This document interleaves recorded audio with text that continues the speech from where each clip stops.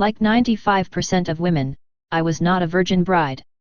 Instead, I got married at 25, divorced at 30, had a few serious relationships, had plenty more not serious trysts and ultimately married the funniest man I've ever met less than a year after we started dating. Girls always say, "I'm saving myself for marriage," my now husband said on stage the first time I saw him perform comedy after we began dating. That's funny. Because I'm saving my next marriage for a girl who really likes to fuck. I knew I had found my person. Neither one of us has actually written a list, but I think we both have a general idea of the other's sexual histories, and they don't matter. That's what happens when you accept and love someone. That's why we put a ring on it. Except now I am armed with this new research by Nicholas H. Wolfinger at the University of Utah, which places my potential for a long-lasting marriage in very shaky territory. Because I had more than 10 sex partners before marriage, there's a 33% chance I will divorce within 5 years, the study found. Compare that to the 5% of women who have never dipped their vaginas in the penis cookie jar before marriage. These darling sweet girls whose sex partner count will remain at 1 forever have an impressively teeny-tiny predisposition to divorce, just 6%. I call this the ignorance is bliss school of marital success. Here's where the study gets even more interesting, though. Add just one more dick into the mix, and the result is a 30% chance you will divorce. But between 3 and 9 sex partners, the odds of divorce actually drop to 25%. After 10, it's back up to 33%. That's right. Your choices are, A. Virgin bride, B. 3 to 9 sex partners, C.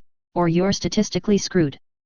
Having 2 partners may lead to uncertainty, Wolfinger cautions, but having a few more apparently leads to greater clarity about the right man to marry. Except here's where it gets real slut-shamey, the odds of divorce are lowest with 0 or 1 premarital partners, but otherwise sowing one's oats seems compatible with having a lasting marriage. But not too many oats. A lot of partners means a lot of baggage, which makes a stable marriage less tenable. Not too many oats. My family crest is just oats and baggage, so I feel particularly well qualified to offer a hot take on this hot take. And I can advise with absolute certainty, have sex with as many men and women as you want and don't let this guy who looks like the child of Michael Bolton and Fabio tell you otherwise. Reading my draft of this column, my husband observes, "You know how you can tell you've sowed too many oats? You look at the box of oats. Have you fucked that guy? I adore him." In reality, the most important part of this entire discussion has nothing to do with how high or how low or how prime your number is. The problem only exists when you start making your partner feel that these invisible men or women are actually in the room with you by making comparisons. It has to do with respect. A list of statements to best avoid. Here, let me show you how this one guy did this thing that really worked. Would you be a doll and fetch me that sex toy that I nicknamed after my ex-husband? Damn, that was nuts. I mean, I've never had sex so good. Wait, hold up. Yeah, no, that definitely checks out. Good job. If you've ever even thought about saying any of these things, get divorced, now. You are a sadist. A list of statements to embrace. That was amazing. You are amazing. You are the only person for me in the world. I love you so much. The problem isn't that we aren't all virgin brides going into our partnerships, it's when we make our current partner feel like they're in competition with our past. Our various inner critics drag us down and make us question everything we do and second-guess our choices in bed, in our personal lives, everywhere. And these are far more damaging than some invisible ex-lover.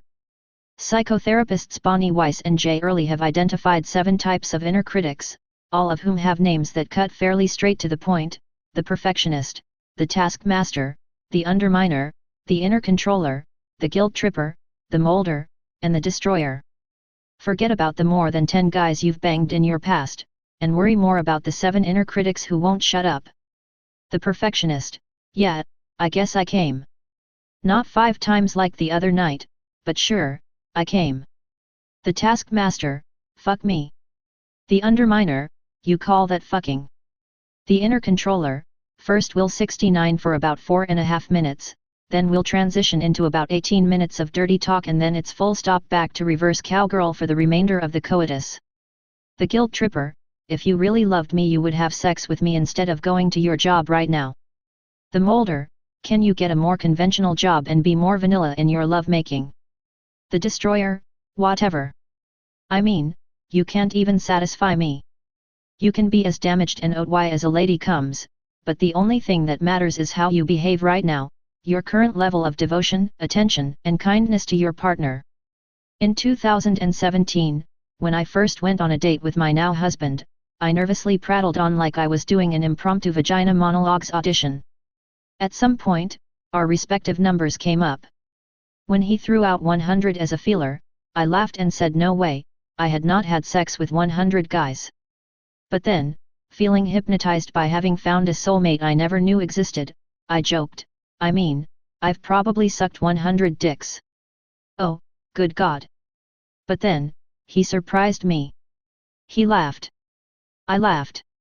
And he looked at me not in horror or in judgment, but with an understanding and respect I had never seen from a man before. He said, I trust that. And he should. Because my love and my devotion to him is without comparison.